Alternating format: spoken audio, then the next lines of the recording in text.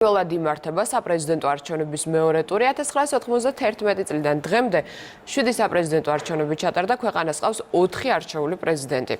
2018 წლის არჩევნები განსხვავებული არა მარტო მეორე ტურით, არამედ იმითიც, რომ დღეს ხალხი პირდაპირ გზით პრეზიდენტს ბოლოჯერ აირჩევს, თან არა 5, არამედ 6 წლით, რაც ახალ კონსტიტუციას უკავშირდება. თამარ ბუბაშვილი გაგვახსენებს საქართველოს პრეზიდენტებს და მათი არჩევის ისტორიას. საქართველოში პირველი საპრეზიდენტო არჩევნები 1991 წლის 26 მაისს გაიმართა. მაშინ არჩევნებში 6 კანდიდატი მონაწილეობდა. ზვიად გამსახურდიასთან ერთად პირველი პრეზიდენტის სტატუსისთვის ვალერიან ადვაძე, ჯემალ მიქელაძე, ნოდარ ნათაძე, ირაკლი შენგელაია და თამას კვაჭანტირაძე იბრძოდნენ. ამ მომრჩევლების 86%-მა მხარი ზვიად გამსახურდიას დაუჭირა. ეს პირველი საპრეზიდენტო არჩევნების საარჩევნო პლაკატია. მაშინ მოსახლეობამ ხმა დამოუკიდებელი საქართველოს იდეას მისცა. ბატონი ედვარდ შევარდნაძე 1995 წლის 5 ნოემბერს საქართველოში პრეზიდენტი პირდაპირ წესით მეორე დაირჩიეს. ედვარდ შევარდნაძეს საარჩევნო უბანზე მისულ ამომრჩეველთა 74%-მა მისცა ხმა. 2000 წელს კი მესამე საპრეზიდენტო არჩევნებისას 79%-მა. ედვარდ შევარდნაძის მმართველობის პერიოდს უკავშირდება აფხაზეთის ომის სოხუმის დაცემა და საქართველოს ტერიტორიის დაკარგვა. საგარეო ასპარეზზე კი მას პროგრესულ ლიდერად მიიჩნევენ, რომლის სახელსაც ბერლინის კედლის ნგრევა და გერმანიის გაერთიანება უკავშირდებოდა. ედვარდ შევარდნაძის პრეზიდენტობის დროს საქართველო გაეროს, ეუთოს, ევროპის საბჭოსა და ვაჭრობის მსოფლიო ორგანიზაციის წევრი გახდა.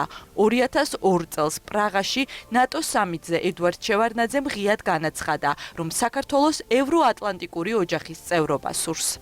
მივაწვინოთ ამ დაყრუებულ პრეზიდენტს. ქვეყნის შიგნით კი უკმაყოფილო მოსახლეობის რიცხვი თანდათან იზრდებოდა. ამისი მიზეზი სოციალური პრობლემები, კორუფცია და მძიმე ეკონომიკური ფონი იყო.